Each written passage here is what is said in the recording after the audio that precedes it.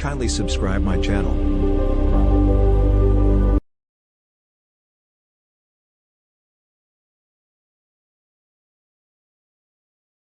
جہاں تک اس کے جو فضائل فوائد کا تعلق ہے، ایک فائدہ یہ کہ اگر انسان پر تنگ دستی ہے، غربت ہے، فقر و فاقہ ہے، اور وہ چاہتا ہے کہ مانوی اور مادی دونوں اعتبار سے مالدار ہو جاؤں، ظاہر باطن کے اعتبار سے غنا مل جائے، تو 2 رکعت نماز حاجت کی نیت سے نفل پڑھے، اچھا، اور ہر رکعت میں سورہ فاتحہ کے بعد 7 مرتبہ یہ سورہ کوثر پڑھے، اچھا، ہاں، اور جب سلام پھیرے تو یہ جو دعا ہے، اللہم اکفنی بحلالک عن حرامک واغننی بفضلک عمن سواک، یہ حدیث کی دعا ہے۔ یہ دعا جو ہے 11 مرتبہ پڑھے، اچھا، پڑھ کے جو ہے اللہ سے خیر مانگ لے، تو اس کی پابندی کر لے، یہ 41 ڈیز کی نیت سے شروع کر لے، انشاءاللہ زبردست اس کا نفع ہے کہ آپ یہ خوشحالی کے جو ہے دسترخوان بچ جائیں گے، اللہ، ایسا خیر کثیر اللہ عطا فرمائیں گے۔ اور دوسرا فائدہ یہ کہ اگر جو سر میں درد ہے اور سر کا درد جاتا نہیں ہے، دوائیں بھی استعمال کر رہا ہے، ہر طرح کے ٹوٹکے کر لیے جاتا نہیں ہے، تو سورہ کوثر جو ہے 7 مرتبہ پڑھ کے، خود پڑھ کے دم کر لے، یا کوئی دوسرا پڑھ کے اس کے اوپر یہ 3 مرتبہ پھونک دے، تو انشاءاللہ 2-3 دفعہ کرنے پر جو ہے کیسا بھی سر کا درد ہوگا وہ ٹھیک ہو جائے گا۔ سبحان اللہ، سورہ کوثر۔ اور تیسرا، اگر پیٹ میں درد ہے، پیٹ میں درد ہے یا السر کی تکلیف عام طور پہ ہو جاتی ہے، اس کی جلن ہے،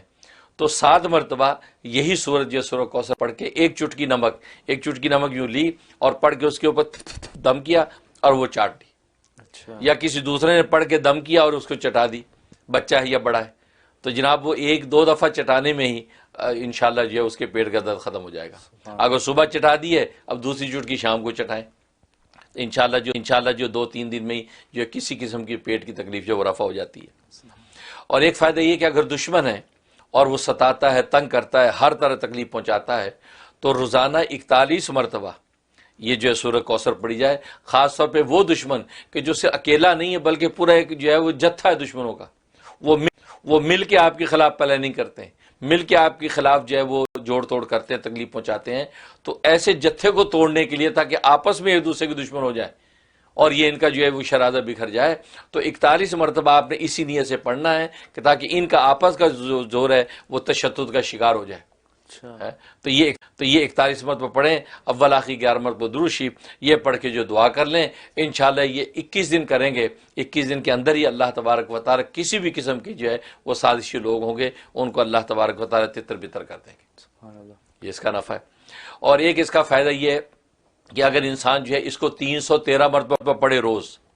313 مرتبہ پڑھے، تو کسی بھی قسم کی حاجت ہے، کسی قسم کی کوئی بیماری ہے یا کسی بھی قسم کے دشمن ہے، ہر چیز سے اللہ تبارک و تعالیٰ آپ کو محفوظ رکھیں گے۔ اس میں آپ اپنی بھی نیت کر سکتے ہیں، اپنے بیوی بچوں کی نسلوں کی بھی نیت کر سکتے ہیں۔ 313 دفعہ روزانہ سورہ کوثر پڑھنے کا اہتمام،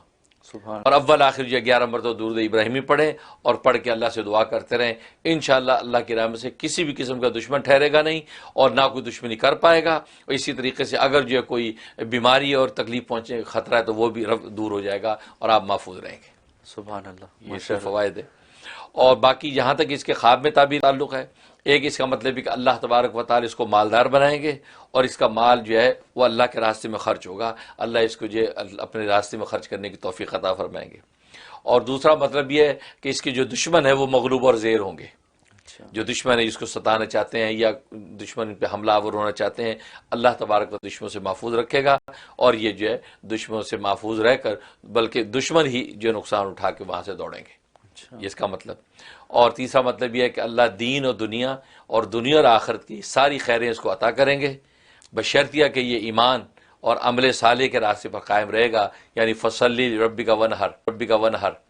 یہ جو حقیقت بیان کی ہے یہ اس کے اوپر اگر قائم رہے گا، اور لربک کی قید چونکہ اس میں لگائی رب کے لیے، اس کا مطلب ریا کے لیے نہ ہو، رضا کے لیے ہو، رضا کے لیے، اس کی یہ عبادت و قربانی وہ رضا کے لیے ہونی چاہیے اللہ کی، یہ دنیا کی ریا کے لیے نہ ہو، بس یہ اگر کرے گا اس کا مطلب یہ ہے کہ اللہ